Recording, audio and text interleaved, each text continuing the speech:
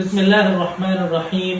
الحمد لله رب العالمين، والصلاة والسلام على رسوله النبي الكريم محمد وعلى آله وصحبه أجمعين ومن تبعهم بإحسان ودعا بدعوتهم إلى يوم الدين. أما بعد، فقال الله سبحانه وتعالى: فأعوذ بالله من الشيطان الرجيم. بسم الله الرحمن الرحيم. إنا أنزلناه في ليلة القدر وما أدراك ما ليلة القدر ليلة القدر خير من ألف شهر تنزل الملائكة والروح فيها بإذن ربهم من كل أمر سلام هي حتى مطلع الفجر. صدق اللہ العظیم. محترم ناظرین، السلام علیکم ورحمۃ اللہ وبرکاتہ. سابقہ لیکچر کے اندر سورہ علق کی تکمیل، الحمدللہ سورہ علق کی تکمیل ہو گئی. اب انشاءاللہ سورہ قدر کے تعلق سے گفتگو کی جائے گی. سورہ علق کے اختتام میں جو مضمون آیا تھا، سورہ علق کا جو خلاصہ تھا کہ آغاز وحی کی آیات آئیں، پھر اللہ تبارک و تعالیٰ نے ایک اصول بتایا کہ انسان کا مزاج، انسان کی فطرت ایسی ہے کہ اگر حقیقی علم سے، علم کے حقیقی نور سے، وحی کی ہدایت سے اگر وہ آراستہ نہ ہو، اگر اس کی ذہن سازی، اگر اس کی فکر سازی، اگر اس کی تربیت، اگر اس کی اخلاقی ساخت اگر وحی کے ذریعے نہیں ہوئی ہے، تو اس کا ایک بنیادی مزاج ہے کہ وہ اپنے اندر بے نیازی محسوس کر کے، اپنے اندر غنا محسوس کر کے، کسی بھی لائن میں وہ اپنے اندر اگر کوئی کمال محسوس کرتا ہے، خوبی محسوس کرتا ہے، تو وہ اترانے لگتا ہے، وہ تکبر کرنے لگتا ہے، وہ سرکشی کرنے لگتا ہے، وہ اپنی اس صلاحیت کا خود سری میں استعمال کرتا ہے، چاہے وہ مال ہو، چاہے وہ مال و دولت ہو، چاہے وہ علم ہو، چاہے وہ طاقت ہو، چاہے وہ جوانی ہو، چاہے وہ ہوش مندی ہو، ہے نا، چاہے وہ زور بازو ہو، چاہے وہ اقتدار ہو، چاہے وہ رتبہ ہو، چاہے وہ عہدہ ہو، تو انسان شیطان اس کا استعمال کر کے، اور اگر وہ وحی کے نور سے دور ہے تو شیطان اس کا غلط استعمال کرتا ہے. اس کا ایک حل بتایا گیا کہ اس بات کا استحضار رہے کہ مجھے مرنے کے بعد مجھے اللہ کی طرف لوٹ کر جانا ہے، اس لیے وہی بڑا ہے، کوئی بڑا نہیں، وہی غنی ہے، سب فقیر، وہی کامل ہے، سب ناقص. تو جب اپنے نقص کا احساس ہوگا، جب اپنے فقر کا احساس ہوگا، جب اپنے صغر کا، چھوٹے پن کا احساس ہوگا، تو سرکشی کا اور طغیان کا، تکبر کا اور غرور کا، گھمنڈ کا کوئی خانہ نہیں رہے.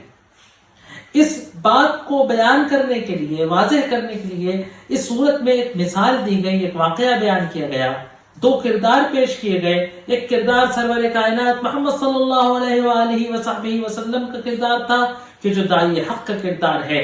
جب سے دنیا بنی، جب سے اس دنیا کا آغاز ہوا، تو دو کردار سامنے ہیں. ایک داعی حق کا کردار کہ جو وحی کو ایکسپٹ کرتا ہے، جو وحی کو اخذ کرتا ہے، جو وحی کو، جو نور کو، جو حق کو، جو حقیقت کو، جو حقیقت نفس الامری کو لوگوں کے سامنے پیش کرتا ہے.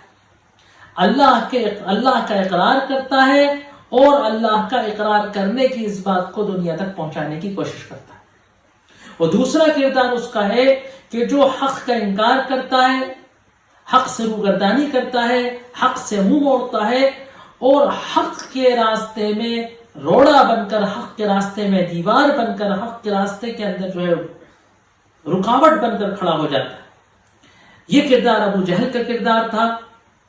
اور مسجد حرام میں اللہ کے رسول صلی اللہ علیہ وسلم کو ابو جہل نے نماز پڑھنے سے منع کیا. اس پر ان آیات نے تھا. یہ پوری بات میں نے اس لیے کی کہ ایک نقطہ رہ گیا تھا، وقت ختم ہو گیا تھا، ایک نقطہ رہ گیا تھا اس سے پہلے کہ سورہ قدر پر گفتگو ہو، اس نقطے کی طرف اشارہ کر دینا ضروری ہے. یہاں پر اللہ تبارک و تعالیٰ نے داعی حق کو باطل سے اور باطل پرست سے اور باطل کی پشت پناہی کرنے والوں سے مقابلہ کیسے کرنا ہے، اس کا ایک بہت اہم سبق دیا. اور پہلی اس صورت کے اندر سبق دیا گیا کہ جو وحی کے آغاز کے ساتھ نازل ہوئی تھی، ابتدائی زمانے میں جو آغاز، کشمکش کی جب ابتدا ہوئی، کشمکش جب اپنے عروج پر آئی، تو اللہ تبارک و تعالیٰ نے سرور کائنات محمد صلی اللہ علیہ وآلہ وصحبہ وسلم کہ جو داعی حق کے کردار تھے، ان کو باطل و باطل پرستوں سے اور باطل کی پشت پناہی کرنے والوں سے، ہے نا، باطل کے سرپرستوں سے مقابلہ کیسے کرنا ہے، اس بات کو بتایا۔ سب سے پہلے تو ہم کو یہ بات سمجھنا ہوگی کہ حق رہتا ہے، اگرچہ کہ اس کو دنیا میں صرف ایک آدمی جس کا نام لے رہا ہو۔ توحید کے مت والے مکے میں بہت کم تھے۔ ایک وقت ایسا تھا کہ انگلیوں پہ گن لینے والے لوگ اللہ کو ایک کہتے تھے، توحید کہتے تھے، اسلام کے ایمان کے پیروکار تھے۔ تو حق کے پرست اگر حق کم ہو تب بھی حق رہتا ہے۔ اور دوسری بات جو واضح ہونا چاہیے، جو ذہن نشین ہونا چاہیے، جو ہمیشہ ہمارے مستحضر ہونا چاہیے، کہ باطل ہے، اگرچہ اس کو دنیا کے سارے لوگ اس کو اقرار کر لیں تب بھی باطل رہتا ہے۔ اس کو ماننے کا فائدہ کیا ہوگا؟ فائدہ یہ ہوگا کہ حق پائیدار ہے، باطل کے نصیب میں زوال ہے۔ چاہے اس باطل کے زوال ہونے میں وقت بہت لگ جائے، لیکن انجام کے اعتبار سے، انتہا کے اعتبار سے، آخری فیصلے کے اعتبار سے باطل کو زائل ہو کر رہنا ہے اور حق کو باقی رہنا ہے۔ جاء الحق وزهق الباطل ان الباطل كان زهوقا۔ حق آ گیا، باطل چلا گیا، باطل ختم ہو کر ہی رہنے والی چیز تھی۔ جھوٹ ختم ہو جاتا ہے، سچ باقی رہتا ہے۔ لیکن حق والوں کو، سچ والوں کو آزمائشوں کا سامنا کرنا پڑتا ہے، قربانیاں دینا پڑتی ہیں، اپنے حق پرست ہونے کی قیمت ادا کرنا پڑتی ہے، تب ان کو حق پرست ہونے کا انعام ملتا ہے۔ ان کو سچائی پر ڈٹے رہنے کی آزمائشوں کا سامنا کرنا پڑتا ہے، تبھی پتا چلتا ہے کہ کھرے ہیں، سچے ہیں، حق پرست ہیں۔ دنیا کی کسی بھی طاقت کے سامنے، دنیا کی کسی بھی مصیبت کے سامنے، دنیا کی کسی بھی آزمائش کے سامنے جھکتے نہیں ہیں، گھٹنے نہیں ٹیکتے ہیں، کمپرومائز نہیں کرتے ہیں، ہاتھ نہیں ملاتے ہیں، باطل سے ڈرتے نہیں ہیں، باطل کے سامنے جھکتے نہیں۔ یہی بات اس آیت کے اندر سکھائی گئی کہ آخری آیت جو ہے، کہ جس میں اللہ نے کہا کہ ابو جہل نے اپنے اعوان و انصار کا، اپنی طاقت کا، اپنی چوپال کا، اپنی پارلیمنٹ کا، اپنی اکثریت کا، حکومتی محکموں میں اپنی اکثریت کا، پارلیمنٹ میں اپنی اکثریت کا، عدالت اور سپریم کورٹ تک اپنی اکثریت کا جب اظہار کیا، بلکہ دھمکی دی،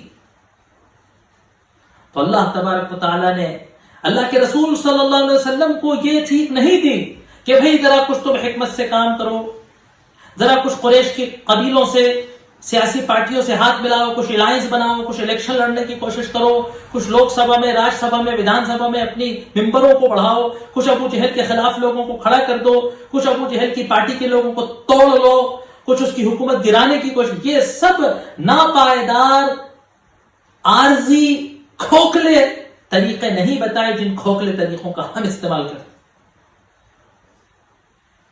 کیا طریقہ بتایا؟ 2 طریقے بتائے، 2 فارمولے بتائے۔ اگر داعی حق اس پر عمل کرنے لگے، اگر حق والے اس کو 100% اپنا لیں، تو وہی نتیجہ آئے گا، وہی نتیجہ آئے گا کہ جو سرور کائنات محمد صلی اللہ علیہ وسلم کی زندگی میں آیا تھا۔ پہلا، کلا، اللہ کے رسول صلی اللہ علیہ وسلم سے کہا گیا کہ دیکھیے وہ اپنی چوپال کو بلانے کا، اپنی اکثریت کو بلانے کا، اپنی طاقت کے مظاہرے کی دھمکی دیتا ہے۔ سند اس زبانیاں، فکر مت کریے، ڈریے مت، گھبرائیے مت، تنہا ہو کر گھبرائیے مت، ہم سند اس زبانیاں، ہم جہنم کے عذاب کے فرشتوں کو بلائیں گے۔ کلا، دیکھیے محمد صلی اللہ علیہ وسلم، ہرگز ڈرنا نہیں ہے، لا تطعہ، ہرگز آپ اس کی اطاعت نہیں کریں گے، کسی خوف سے، کسی مصلحت سے، کسی وجہ سے آپ اس کی اطاعت نہیں کریں گے۔ باطل سے لڑنے کا، باطل سے ٹکرانے کا، باطل سے لوہا لینے کا طریقہ یہ ہے کہ باطل سے کی اطاعت نہیں کرنی۔ ہر قربانی، ہر نقصان، ہر خسارہ برداشت کرنا ہے۔ دولت جاتی ہو تو جائے، عہدہ جاتا ہو تو جائے، رتبہ جاتا ہو تو جائے، زمین جائیداد جاتی ہو تو جائے، شہریت جاتی ہو تو جائے، وطن جاتا ہو تو جائے، آزادیاں جاتی ہو تو جائے، چاند جاتی ہو تو جائے، ہر قربانی دینی ہے لیکن باطل کی اطاعت نہیں کرنی۔ کلا لا تطعہ، ہرگز اس کی اطاعت نہیں کرنی۔ اور کرنا کیا ہے؟ واسجد واقترب، یہ سجدہ کرنے کو منع کرتا ہے، تمہیں سجدہ کرنا ہے، یہ اللہ کی عبادت اور اللہ سے قرب حاصل کرنا ہے۔ کرنا کیا ہے؟ یہی سیکھ حضرت موسیٰ سے کہی گئی، حضرت موسیٰ اور ہارون سے، لِقَوْمِكُمْ مِصْرَ بِيُوتًا وَاجْعَلُوا بِيُوتَكُمْ قِبْلَةً، اپنے گھروں کو قبلہ گاہ بنا لو، اپنے گھروں کو مسجدیں بنا لو، اپنے گھروں کو اللہ کی اطاعت کا اڈا بنا لو، اپنی زندگیوں کو اللہ کا غلام بنا لو۔ باطل کی غلامی نہیں کرو، اللہ کی غلامی کرو۔ یہ اس کا صرف ایک حل ہے، مسئلے کا صرف ایک حل ہے کہ اللہ کی غلامی کرنی ہے، باطل کی غلامی نہیں کرنی ہے۔ اور باطل کی غلامی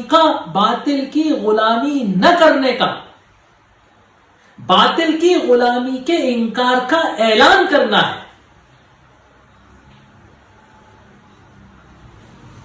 اس آیت پر سجدہ ہے، یہ قرآن کا آخری سجدہ ہے، اس کو سجدہ تلاوہ کہا جاتا ہے۔ قرآن کا آخری سجدہ ہے لیکن ہماری تفسیر میں پہلے بار آ رہا ہے، تو یہ تلاوت کا سجدہ ہے۔ اکثر علماء نے یہاں پر، خاص طور سے احناف نے، سجدہ تلاوت کو واجب قرار دیا ہے۔ اس طریقے کے 14 سجدے قرآن کے اندر آئے ہیں مختلف جگہوں پر، سورہ اعراف کی آخری آیت سے شروع ہوتے ہیں اور مختلف صورتوں میں، سورہ رعد میں، اس میں بہت ساری صورتوں میں آتے ہوئے آخری یہ سورہ اقرا بسم ربک الذی خلق، سورہ عرف پر یہ آخری سجدہ ہے۔ امام مالک رحمۃ اللہ علیہ کے علاوہ تمام تینوں علماء ائمہ کیا یہ سجدہ ہے۔ تھوڑا بہت کچھ اختلاف ہے، بعض حضرات کیا سورہ حج میں 2 سجدے ہیں، احناف کیا 1 سجدہ ہے۔ امام مالک کیا سورہ نجم میں اور سورہ انشقاق میں، جس سما انشقت میں، اور سورہ علق اقرا بسم ربک الذی خلق، کی جو 3 سجدے ہیں، 3 سجدے ہیں آخری منزل میں، کہ ایک 27ویں پارے میں اور 30ویں پارے کے، یہ جو 3 سجدے جو آخری منزل کے ہیں، یہ امام مالک رحمۃ اللہ علیہ کیا نہیں ہے، باقی ائمہ کیا ہے۔ تو یہ سجدے کی حکمت کیا ہے کہ ایسے مواقع پر کہ جہاں اللہ تبارک و تعالی نے سجدے کا حکم دیا ہے، یا مشرکوں اور کافروں کے سجدہ نہ کرنے پر توبیخ کی ہے، ان کی برائی بیان کی ہے، یا اپنے کسی نیک بندے انبیاء کرام علیہ السلام کے اللہ کے حضور سجدے میں گر جانے کا تذکرہ کیا ہے، ایسے موقع پر ان 14 جگہوں پر اللہ تبارک و تعالیٰ نے علامت کے طور پر ہمیں یہ عادت کری ہے کہ اے اللہ، ہم تیرے سجدے کا تذکرہ سن کے، تیرے سجدے کا حکم سن کے، ہے نا، تیرے سجدہ نہ کرنے والوں کی برائی سن کر جو ہے ہم تیرے حضور سجدے میں گر جاتے ہیں، ہم تیرے حضور سجدے میں گر جاتے ہیں، تاکہ جو ہے ہم ان لوگوں میں نہ آئیں کہ جو تیرے حضور سجدہ نہیں کرتے۔ تو یہ حکمت ہے کہ روایت میں آتا ہے کہ جب ابن آدم سجدہ کرتا ہے، سجدہ تلاوت کرتا ہے، تو شیطان بڑا آہ و فغاں کرتا ہے، روتا ہے، پچھتاتا ہے، وہ بڑا کلپتا ہے، کہتا ہے ابن آدم کو سجدے کا حکم دیا گیا تو سجدہ کرتا ہے، وہ مجھے سجدے کا حکم دیا گیا تو میں نے سجدہ نہیں کیا، میں ہلاک ہو گیا اور وہ کامیاب ہو گیا۔ تو یہ شیطان کو سجدہ نہ کرنے کا احساس کرانے کا طریقہ ہے کہ ہم جب تلاوت کریں تو سجدہ کریں تو شیطان کو یہ احساس کراتے ہیں کہ تجھ میں اور ہم میں فرق یہ ہے کہ تو نے سجدہ کرنے میں بحث کی، تکرار کی، تو مردود اور مرجوم قرار دیا گیا، اور ہم اللہ کے حضور ہے نا ادقان تھوڑی ہو کے بل گر پڑتے ہیں، بس آواز آئی سجدے کی اور ہم گر پڑے، پڑھ رہے ہیں تو گر پڑے۔ تو جو سجدہ تلاوت کو پڑھتا ہے اس کو سجدہ کرنے کا حکم ہے، اور جو سجدہ تلاوت کو سنتا ہے، جس کے کان میں سجدہ تلاوت کی آواز آئے، اس کو بھی سجدہ تلاوت کرنا واجب ہے، کرنا۔ علماء نے کہا ہے کہ یہ جو ریکارڈنگ کی آواز ہے، ٹیپ ریکارڈر پر یا سی ڈی پر جو آواز بجتی ہے، اس کا حکم گونج کا ہے۔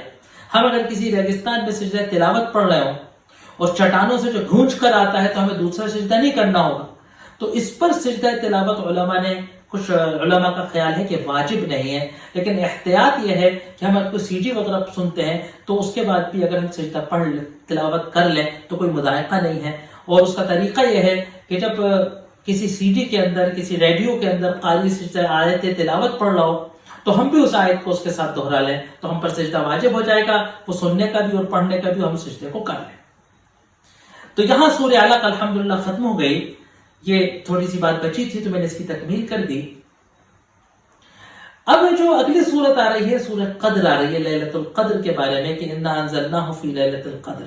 سب سے پہلے میں یہ بات بتا دوں کہ رمضان المبارک کے اندر جو رمضان سیریز چلی تھی ہمارے اس یوٹیوب چینل پر، اس میں ہم نے متعدد نشستوں کے اندر لیلۃ القدر کی فضیلتیں، لیلۃ القدر کے مسائل اور سورہ قدر کی، لیلۃ القدر کی تفصیلی تفسیر ہم نے اس موقع پر کی تھی۔ تو کیونکہ یوٹیوب چینل ہے اور آپ کے فنگر ٹپس پر موجود ہے، تو میں سمجھتا ہوں کہ تکرار کے بجائے، دہرانے کے بجائے، وقت کو طویل کرنے کے بجائے، آپ حضرات ان ویڈیوز کو جا کر رمضان المبارک کے اندر، سیریز کے اندر تفصیل میں سرچ کر کے، یا اس یوٹیوب چینل کو اوپر لے جا کر کے اس کو اسکرول کر کے جو ہے آپ ان ویڈیوز کو دیکھ سکتے ہیں۔ وہاں لیلۃ القدر کی اور اس سورت کی تفصیلات انشاءاللہ آپ کو مل جائے گی۔ یہ مکی سورت، یہ مدنی سورت ہے کہ مکی سورت، اس پر اختلاف ہے، میں نے آپ کو وہاں بھی بتایا تھا، کیونکہ یہ لیلۃ القدر کا مسئلہ جو ہے مدینے کے اندر جا کر آیا، لیکن بعض حضرات سورہ مکی ہے۔ مزے کی بات یہ ہے کہ دیکھیے یہاں جو سورت کا جو ایک نظم قرآن کے تعلق سے اگر آپ دیکھیں کہ سورہ علق کے اندر پہلی وحی کا تذکرہ ہے کہ وحی کب اور کیسے نازل ہوئی، یہ ہم نے سورہ علق کے اندر جانا، اور سورہ قدر کے اندر ہم اس بات کو جان رہے ہیں کہ وحی کب نازل ہوئی ہے نا۔ تو وہ وحی کا ذکر ہے، اور اس سورت کے اندر نزول وحی کا ذکر تھا پہلی سورت کے اندر، اور وقت نزول وحی کا، کہ وحی کب نازل ہوئی، اس کا ذکر لیلۃ القدر میں ہے کہ انا انزلناہ فی لیلۃ القدر، ہم نے نازل کیا اس کو۔ ہم نے آپ کو بیان کیا تھا وہاں تفصیل سے کہ عربی فصاحت و بلاغت یہ ہے کہ کسی چیز کا تذکرہ نہ آیا ہو تب بھی اس کی طرف اشارہ کیا جائے۔ یہ عربی بلاغت میں اس وقت کیا جاتا ہے کہ جب کوئی چیز اتنی مشہور و معروف ہو، کوئی بات اتنی مشہور و معروف، اتنی شہرہ آفاق ہو کہ اس کا نام لیے بغیر ہی سب اشارہ کرنے سے سمجھ جائیں کہ وہ چیز یہ ہے۔ تو یہ قرآن کی عظمت کی طرف اشارہ ہے کہ انا انزلناہ، بے شک ہم نے اس کو نازل کیا ہے نا۔ تو دیکھیے اس کے اندر ایک اور چیز ہمیں سمجھ آئی کہ اللہ تبارک تعالیٰ انزال کی ضمیر اپنی طرف، تو انا انزلناہ، بے شک یہ قرآن ہم نے نازل کیا ہے نا۔ کسی کو اگر یہ شبہ ہو، یہ غلط فہمی ہے کہ یہ قرآن محمد صلی اللہ علیہ وسلم نے لکھ لیا ہے، نازل کر لیا ہے، تو یہ اس کی غلط فہمی ہے۔ ہم نے اس کو نازل کیا ہے۔ وہ کب نازل کیا ہے؟ فی لیلۃ القدر، لیلۃ القدر میں ہم نے قرآن کو نازل کیا ہے۔ نزول قرآن کے تعلق سے قرآن کے اندر 3 آیتیں ہیں۔ ان 3 آیتوں کو اگر ہم ترتیب سے ایک ساتھ رکھ کر دیکھیں تو ہمیں نزول قرآن کے وقت کا تعین ہو جائے گا۔ سب سے پہلے اللہ تبارک و تعالیٰ نے سورہ دخان کے اندر کہا انا انزلناہ فی لیلۃ مبارکۃ، کہ ہم نے اس قرآن کو ایک برکت والی رات کے اندر اتارا ہے. پھر یہاں اللہ تبارک و تعالیٰ نے اس برکت والی رات کا نام بتا دیا کہ انا انزلناہ فی لیلۃ القدر، ہم نے اس کو نازل کیا قدر والی رات میں. اور یہ قدر والی رات، یہ برکت والی رات کہ جس کا نام لیلۃ القدر ہے، یہ آتی کب ہے؟ تو اللہ تبارک و تعالیٰ نے قرآن کے اندر رمضان کے بیان کے اندر، صیام کے بیان کے اندر کہا کہ شہر رمضان الذی انزل فیہ القرآن، رمضان کا مہینہ کہ جس کے اندر قرآن نازل ہوا. تو واضح قرآن کے بیان سے پتہ چلا کہ قرآن رمضان میں نازل ہوا، اور رمضان کی جس رات میں نازل ہوا اس کا نام لیلۃ القدر ہے، اور وہ رات بڑی برکتوں والی رات ہے کیونکہ اس کے اندر قرآن نازل ہوا ہے. تو یہ بات پتہ چلی. تو انا انزلناہ فی لیلۃ القدر، ہم نے اس کو نازل کیا لیلۃ القدر کے اندر، نصیب والی رات کے اندر.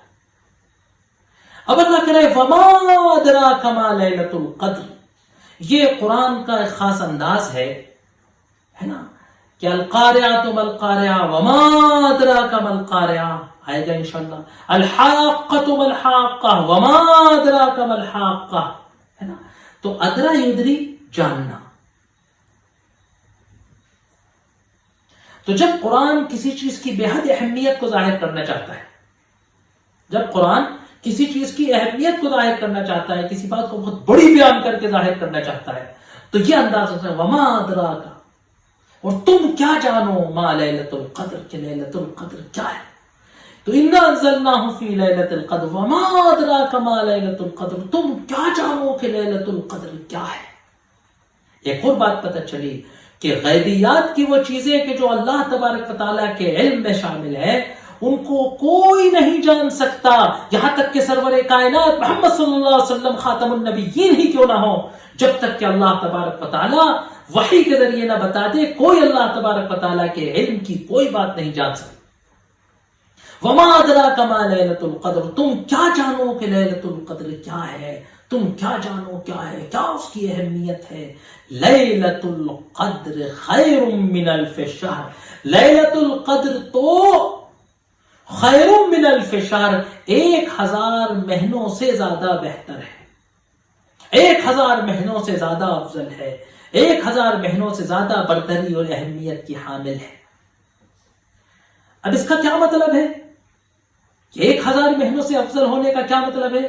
یعنی اس کے اندر کی جانے والی عبادت، اس کے اندر کیا جانے والا خیر، اس کے اندر کی جانے والی برکت، خیر 1000 راتوں میں 1000 مہینوں کی عبادت کے برابر ہے. اس کے اندر اگر آپ نے تلاوت کی تو 1000 مہینے اگر تلاوت کرتے ہیں تو جتنا ثواب ملے. اس کے اندر اگر آپ نے نماز پڑھی تو 1000 راتوں میں 1000 مہینوں میں جتنی نماز پڑھتے اس نماز کا ثواب ہے. تو ان خیر من الف شہر، حدیث کے اندر آیا کہ ایک روز اللہ تبارک و تعالیٰ نے آپ پر وحی کی، اس کے نتیجے میں آپ نے جو ہے لوگوں کو پرانے زمانے کی سابقہ کی طویل عمروں کا تذکرہ ہوا، اور ان طویل عمروں میں ان کی بڑی بڑی عبادتوں کا تذکرہ ہوا، ان کی لمبی لمبی ریاضتوں کا تذکرہ ہوا، ان کی رباطوں کا تذکرہ ہوا، ان کے جہادوں کا تذکرہ ہوا. ایک روایت میں آتا ہے کہ آپ صلی اللہ علیہ وسلم نے صحابہ کے بیان بتایا کہ ایک شخص کے بارے میں کہ جس نے 1000 مہینے وہ زین بانے، ہتھیار پہنے، گھوڑے پر زین بانے اللہ کے راستے میں رباط اور جہاد کرتا رہا. تعجبوا، صحابہ کو بڑا اچھا لگا سن کر، وہ کہا کہ اللہ کے رسول کتنا ثواب ہوا. ایک روایت میں آتا ہے کہ آپ کے سامنے جب سابقہ کی عمریں اور ان کی عبادتیں پیش کی گئیں تو آپ کو اپنی امت کی عمریں بڑی کم لگی. روایتوں میں آتا ہے بین 60 و 70، 60 سے 70 سال کے بیچ میں امت محمدیہ کا اوسط عمر ہے. تو تقالوہا، ان کو اپنی عمریں کم لگی. تو اللہ تبارک و تعالیٰ نے امت مسلمہ کے لیے وہ ایک تحفہ دیا کہ اگر آپ سابقہ کی عبادتوں کو مرعوب ہو رہے ہو، ان کو دیکھ کر تعجب کر رہے ہو، تو اللہ تبارک و تعالیٰ نے تمہیں بھی ایک ایسی رات دے دی کہ اگر ایک بار یہ رات مل جائے، زندگی میں اگر ایک بار یہ رات مل جائے تو ایک انسان کی جو طبعی عمر ہے 70-80 سال 85 سال، اس کے برابر عبادت ایک مہینے میں مینٹین ہو جائے۔ جتنی عبادت کی کمیاں ہیں، جتنی نوافل کی کمیاں ہیں، جتنی عبادت کی کسر ہے، سب ایک رات میں اللہ کور کروا دے۔ اور پھر اگر یہ کہ کئی بار مل جائے، بالغ ہونے سے انتقال تک کتنے رمضان آئیں گے اور اس میں کتنی لیلۃ القدریں مل سکتی ہیں انسان کو، کتنا ثواب بٹور سکتا ہے انسان، یہ اس کو عبادت کی عادت کرنے کے لیے بیان کیا۔ اسی لیے دیکھیے اس کی حکمت کہ وہ کون سی رات ہے اللہ تبارک و تعالیٰ نے متعین نہیں کی۔ کیا بات تھی کہ اللہ تبارک و تعالیٰ وحی کے ذریعے اپنے نبی کو بتا دیتے اور وہ سر پہ، اور پیارے نبی سرور کائنات ہم کو بتا دیتے، اور ہم کسی ایک رات کو لیلۃ القدر مان کر اس کی عبادت کر لیتے اور اس ثواب عظیم کو حاصل کر لیتے۔ لیکن نہیں، یہ کثرت ثواب کی پریکٹس ہے نا، کہ 27ویں شب لیلۃ القدر ہے نا، 25ویں شب لیلۃ القدر ہے، آخری عشرے کی طاق راتیں لیلۃ القدر ہے، پورا آخری عشرے کی 10 راتیں لیلۃ القدر ہے، پورا رمضان المبارک کی ہر رات لیلۃ القدر ہے، اور یہاں تک کہ ایک قول تو یہ بھی ہے کہ پورے سال کی رات کوئی سی بھی لیلۃ القدر ہو سکتی ہے۔ تو یہ کیوں کہا گیا؟ یہ اس لیے کہا گیا کہ ہم عبادت کی، لیلۃ القدر کی تلاش میں زیادہ سے زیادہ راتوں میں عبادت کریں، اللہ کے حضور عبادت کریں، اور پھر ہمیں راتوں میں عبادت کرنے کا مزہ لگ جائے۔ جس طریقے سے ہمارے یہاں کچھ دینی تنظیموں کے اندر، دینی جماعتوں کے اندر نا متعینہ مدت کے لیے لے جاتے ہیں، جماعت میں لے جاتے ہیں کہ آپ 40 دن ایک خاص ماحول میں رہیں، 4 مہینے آپ ایک ماحول میں رہیں، تو کیا ہو؟ آپ کو عبادت کا، آپ کو مسجد میں رہنے کا، آپ کو دیندار رہنے کا مزہ آ جائے،